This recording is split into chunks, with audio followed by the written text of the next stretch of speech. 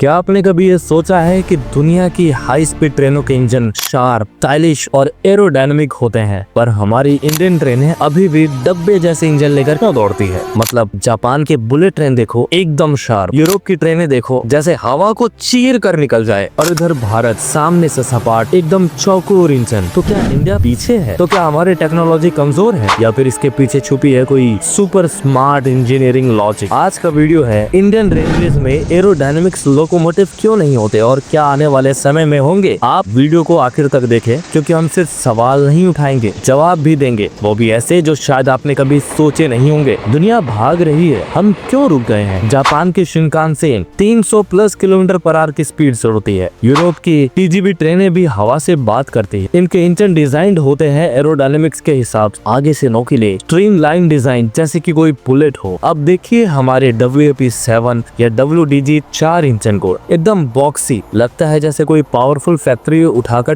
कोई ट्रैक पर रख दिया हो। तो सवाल उठता है, आखिर भारत ऐसा डिजाइन क्यों यूज कर रहा है? क्या हम पीछे हैं या डिजाइन जानबूझकर ऐसा रखा गया है? सबसे बड़ा कारण है स्पीड लिमिट। एरोडायनामिक्स डिजाइन तब काम करता है जब ट्रेन की स्पीड ज्यादा हो, मतलब 200 किलोमीटर पर आवर या उससे ऊपर। भारत में ज्यादातर ट्रेनें 110 से 130 किलोमीटर पर आवर की स्पीड से चलती है। अब जब स्पीड ही कम है तो एरोडायनामिक डिजाइन का फायदा भी कम है। जैसे अगर आप साइकिल 10 की स्पीड से चला रहे हो तो हवा कितनी रोक, लेकिन जब बाइक 120 पर दौड़ रही हो तब हवा दीवार बन जाती। तो इंडियन रेलवे ने सोचा, जब स्पीड कम है तो महंगा डिजाइन क्यों बनाए? सिर्फ डिजाइन नहीं, इसकी कीमत भी भारी है। एरोडायनामिक इंजन सिर्फ देखने में स्लीक नहीं होती, बल्कि बनाने में भी सुपर कॉम्प्लेक्स होते हैं। नए मोल्ड, नई मशीनें और नई टेक्नोलॉजी चाहिए होती है। हर स्टेशन, शेड और रिपेयर सेंटर को अपग्रेड करना पड़ता है, और सबसे बड़ी बात, मेंटेनेंस भी ज्यादा महंगा होता है। अब सोचिए, भारत में 13,000 से ज्यादा पैसेंजर ट्रेनें चलती हैं और 8,000 से ज्यादा मालगाड़ियां। क्या